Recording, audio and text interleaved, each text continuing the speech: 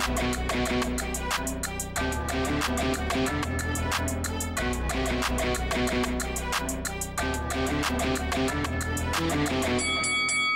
guys, welcome to Boxing Squared for boxing news and views from around the internet. The German prospect Hussein Muhamed has taken the biggest scalp of his career, defeating Senad Gashi in Germany by unanimous decision, dropping Gashi at least 2 times en route to victory and claiming the WBC Silver International title. And the reason I say at least 2 times is because the Fight TV stream dropped out multiple times, so there were a number of rounds which I wasn't able to see in full or at all. So round 6, 7 dropped out completely, part of round 8 and also part of round 10. So it was a 10-rounder. So I can only tell you what I saw based on what I was able to catch. And this was the actual paid-for stream. So not happy that this is so much of it was actually lost. But it wasn't a fantastic fight. It was a case that the height and the reach really played to Hussein Muhamed's advantage in this one. The much smaller man, Senad Gashi, unable to really sort of get to the inside and work effectively because Hussein Muhamed was either catching him or Senad Gashi just was unable to let his hands go because he was worried about what was coming back at him. And it's similar, I guess, in some respects to the losses that Gashi had to Derek Chisora and Carlos Takam. He just wasn't able to do enough when it mattered, wasn't able to get his work away, wasn't able to land anything really of note. There was one maybe exchange in the 5th round where Gashi looked to have maybe buzzed Hussein Muhamed, but within seconds, because it turned into a wild exchange, Gashi was on the seat of his pants looking up from the canvas. So apart from a couple of spurts of action, this really sort of didn't have a lot of action. There was a lot of holding. It was quite messy. Gashi sort of throw a punch or two, fall short, would sort of submit and sort of bend down. Hussein Muhamed would oblige him and then wrap him up, often in a headlock sort of position. And that was right throughout the fight. The commentator was getting increasingly aggravated by that. But it was a case that Gashi was falling in and Hussein Muhamed was accepting it. Sometimes Muhamed grabbing on voluntarily, but often it was just, Gashi coming in and finishing whatever work he was trying to do and then submitting to that clinch. So, yeah, sort of besides the holding and a lot of posturing, there wasn't a whole lot of action, just spurts of action in different rounds. Round 2, Gashi got caught with the right hand. He was trying to throw a couple of big shots and he got caught on the way in. It's sort of more of a flash knockdown in some regards because he didn't seem too hurt. He wasn't hurt after the second one in the 5th either. But it was a case that he was down and they were announcing the open scoring, but I don't speak German because you could hear it in the background.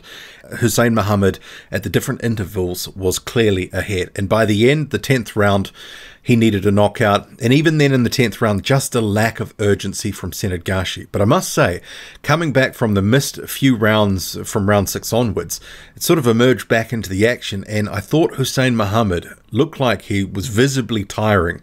Had it been a 12-round fight, maybe it would have been more of a struggle for him to get through. But both these guys looked a bit gassed and Gashi just wasn't able to fire any real sort of effective shots later on. Didn't get to see the last part of round 10 because the stream dropped out again, of course. But Hussein Muhamed, by all accounts from those missed rounds, did enough, and obviously the 2 knockdowns to get a comfortable, unanimous decision in this one. This was actually a fight that Senad Gashi wasn't actually meant to be in. Originally, the opponent for Hussein Muhamed was a fellow prospect, the Cuban Jose Lardue. But for whatever reason, they said COVID issues, but they didn't exactly say COVID. So it must have been something like that or a false positive, I don't know. But he was pulled from the card.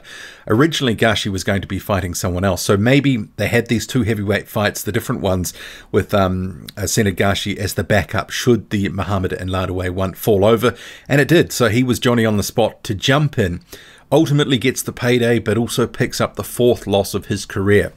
Gashi, though, actually did fight recently. It was only a month or so ago. But Hussein Muhamed, until this point, hasn't really done too much in the heavyweight division. The opposition has been, for a lot of prospects as well, pretty soft. He's only really just been stepping up more recently, and this was the biggest, most toughest test to date for his career. I mean, as someone was asking me just the other day what I thought of this fight, and I said I thought it could be competitive, but in terms of Hussein Muhamed, we hadn't really seen too much so far. He's one of these guys that I would sort of call him like a B minus sort of prospect.